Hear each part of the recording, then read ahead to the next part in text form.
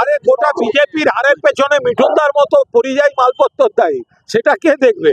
লকেট চ্যাটার্জিতে হারতেন এ তো সবাই জেনেছে, কিন্তু বাংলায় বিজেপির মোট সিট কমে গেছে, তৃণমূলের সিট বেড়েছে। এই মিঠুন চক্রবর্তীরা যেদিন থেকে এই দলবদলু সুবিধাবাদী বিশ্বাসঘাতকের রাজনীতি করেছেন আর তৃণমূলের বিরুদ্ধে কুৎসা করেছেন, বিজেপি হারছে এবং হারের দায় বাকিদের সঙ্গে মিঠুনবাবু বাতেলাবাজি করে বেরিয়েছেন। গরমকালে গরম শাল পরে বেরোতেন। পশ্চিমবঙ্গে বিজেপি নির্বাচনে হারের পেছনে মিঠুন চক্রবর্তীর মতো পরিযায়ী নেতারা দায়ী। মেদিনীপুর শহরে এক দুর্গাপুজো কমিটির নতুন বছরের ক্যালেন্ডার উদ্বোধনে এসে বিস্ফোরক মন্তব্য তৃণমূল নেতা কুণাল ঘোষের। রবিবার বিকেলে পশ্চিম মেদিনীপুর জেলার অন্তর্গত মেদিনীপুর শহরের কর্নেলগোলা আদি সার্বজনীন দুর্গোৎসব সমিতির 2025 সালের নতুন ক্যালেন্ডার উদ্বোধন অনুষ্ঠানে আসেন কুণাল ঘোষ। বর্ণাঢ্য শোভাযাত্রার মধ্য দিয়ে এই দিনের অনুষ্ঠান শুরু হয়। অনুষ্ঠানে ক্লাবের কর্মকর্তা ও স্থানীয় কাউন্সিলরকে সঙ্গে নিয়ে নতুন বছরের ক্যালেন্ডার উদ্বোধন করেন কুণাল ঘোষ। অনুষ্ঠান শেষে সংবাদ মাধ্যমের মুখোমুখি হয়ে তিনি বিস্ফোরক মন্তব্য করেন মিঠুন চক্রবর্তীকে নিয়ে। দীর্ঘদিন ধরে শুভেন্দু অধিকারীকে আক্রমণ করে এসেছেন কুণাল ঘোষ, তবে এদিন হঠাৎ মিঠুন প্রসঙ্গে কেন বিস্ফোরক হয়ে গেলেন কুণাল ঘোষ, সেই বিষয়ে যথেষ্টই রাজনৈতিক চাঞ্চল্য ছড়িয়েছে মেদিনীপুরে। মেদিনীপুর শহর থেকে সিপিএমকেও শীতকালের সার্কাস বলে আক্রমণ করেন কুণাল ঘোষ।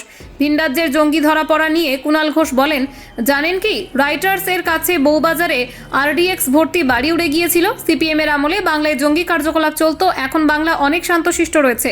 আম্বেদকর প্রসঙ্গে তিনি বলেন, হলে অমিত শাহকে প্রকাশ্যে ক্ষমা চাইতে হবে, না হলে রিজাইন করতে হবে।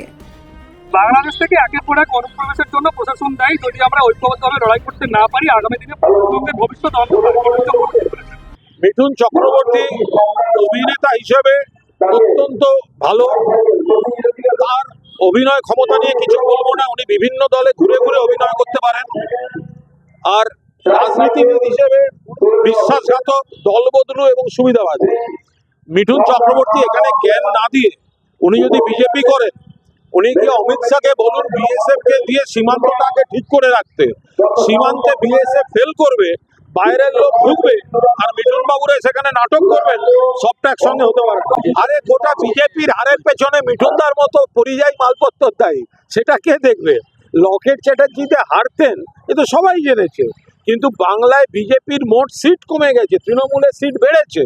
এই মিঠুন চক্রবর্তীরা যেদিন থেকে এই দলবদলু সুবিধাবাদী বিশ্বাসঘাতকের রাজনীতি করেছেন আর তৃণমূলের বিরুদ্ধে কুৎসা করেছেন, বিজেপি হারছে এবং হারের দায় বাকিদের সঙ্গে মিঠুনবাবু বাতেলাবাজি করে বেরিয়েছেন। গরমকালে গরম শাল পরে বেরোতেন, তো তখন ডায়লগ মারার সময় খেয়াল ছিল না। সিপিএম এর দক্ষিণ 24 পরগনার জেলা সম্মেলন হয়েছে। সেই জেলা সম্মেলন থেকে 18 জন জেলা কমিটির সদস্য বেরিয়ে গেছেন, যার মধ্যে সুজন চক্রবর্তী। শুনুন, সিপিএম ব্যাপারটা বোঝার চেষ্টা করুন।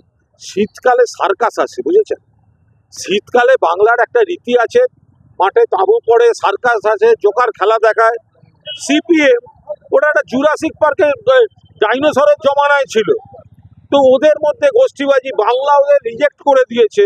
নিজেদের মধ্যে গোষ্ঠীবাজি, যে কটা লোক মিটিং মিছিল করে সেগুলো বাড়ি গিয়ে বিজেপিকে ভোট দেয়।